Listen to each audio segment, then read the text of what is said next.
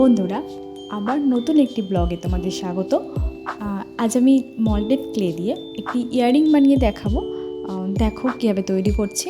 প্রথমে এই ক্লের হচ্ছে দুটো উপাদান থাকে, একটা তোমার এই রেজিন বেস আর একটা হচ্ছে হার্ডার। এই দুটোকে মিক্স করার পরে তুমি তোমার পছন্দ মতো যে কোনো জিনিস বানাতে পারো।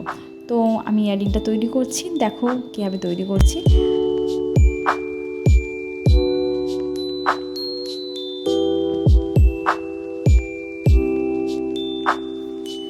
ফার্স্টে ইয়াররিংয়ের এই বেসটা তৈরি করে নিচ্ছি। বেসটা তৈরি করে নেওয়ার পর আমি এর ফুলগুলো তৈরি করছি। দেখো ফুলগুলো কীভাবে তৈরি করছি, কারণ এখানে 5টা পাপড়ি রাখবো, তাই 5টা পাপড়ি ছোটো ছোটো করে কেটে নিচ্ছি। 5টা পাপড়ির জন্য ছোটো ছোটো করে ক্লেগুলো আমি ভাগ করে নিচ্ছি। তারপর এই 5টা পাপড়িকে অ্যাটাচ করবো, দিয়ে একটি ফুল তৈরি করব। তো দেখো কীভাবে করছি, দেখতে থাকো তোমরা।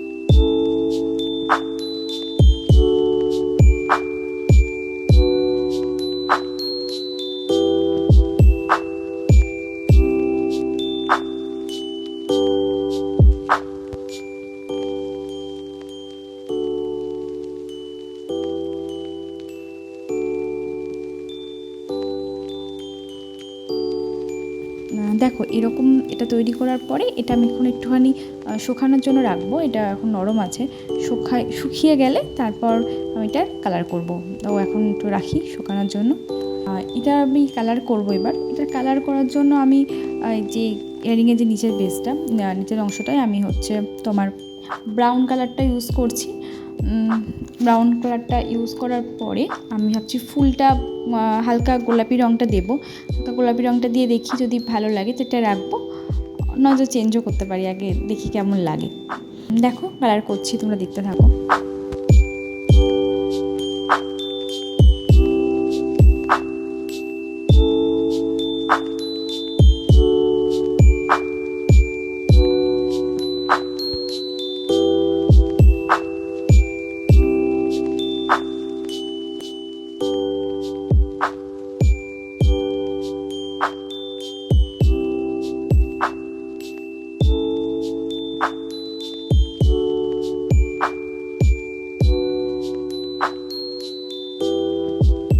তো এটা শুকানোর পরে মানে হালকা গোলাপি রঙটা অতটা ফুটছিল না বলে আমি আবার এটাকে একটু কালারটা রঙিন করেছি, মানে একটু গাঢ় করেছি গোলাপি রঙটা। মনে হলো একটু ভালো লাগছে, তার জন্য রঙিনটা বেশি রঙিন করেছি। মানে বলতে পারো যে যেহেতু হালকা গোলাপি রঙটা সেভাবে শুকানোর পরে খুব একটা ভালো লাগছিল না দেখতে, সেই জন্য আমি কালারটাকে একটু ডিপ কালার করে দিয়েছি। এটা ভিডিওটা তোলা হয়নি। তারপর আর এই জায়গাটা পুরো ফাঁকা ফাঁকা লাগছিল ইয়াররিংটা, তার জন্য আমি এইখানে সাদা ফেব্রিক দিয়ে একটু হালকা ডিজাইন করে দিয়েছি।